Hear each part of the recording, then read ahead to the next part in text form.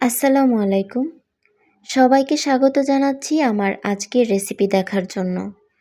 বানিয়ে দেখাচ্ছি বকফুলের বড়া। খুব সহজেই বানিয়ে নিতে পারবেন বকফুলের বড়া, যা ডাল ভাতের সাথে বা বিকেলে নাস্তা হিসেবে খেতে দারুণ। কিছু বকফুল নিয়ে পানিতে কিছুক্ষণ ভিজিয়ে রেখে দিব।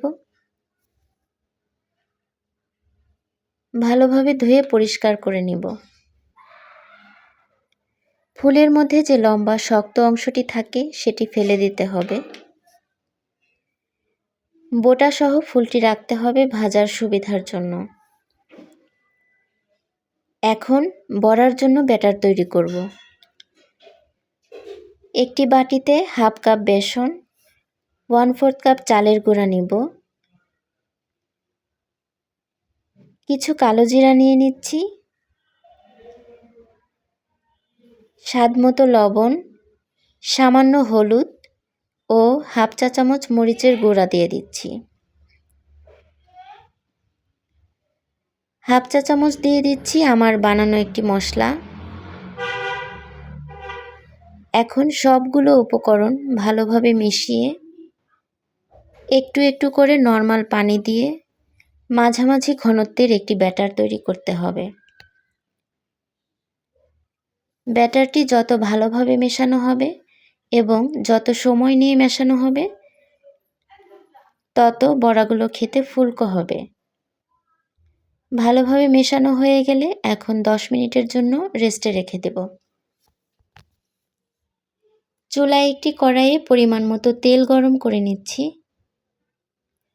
1 টেবিল চামচ গরম তেল ব্যাটারের মধ্যে দিয়ে মিশিয়ে নিচ্ছি।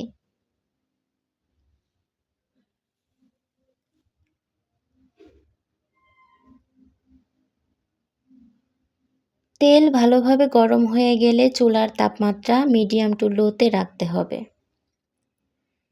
এখন একটি একটি বকফুল চামচ দিয়ে ব্যাটারের মধ্যে ডুবিয়ে চামচ দিয়েই তেলে ছেড়ে দিচ্ছি। এভাবে 2 থেকে 3টি করে প্রত্যেকবার ভেজে নিব। ব্যাটারের মধ্যে চালের গুঁড়া ব্যবহারের কারণে বড়াগুলো খেতে খুবই মুচমুচে হবে। ভাজার সময় চুলার তাপমাত্রা কোনোভাবেই হাইতে রাখা যাবে না, তাহলে বড়াগুলো পুড়ে যাবে।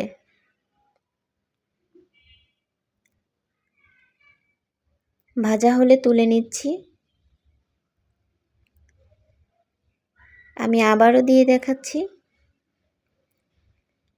এভাবে সবগুলো বড়া তুলে নেব। দর্শক, তৈরি হয়ে গেল ভীষণ মজার বকফুলের বড়া।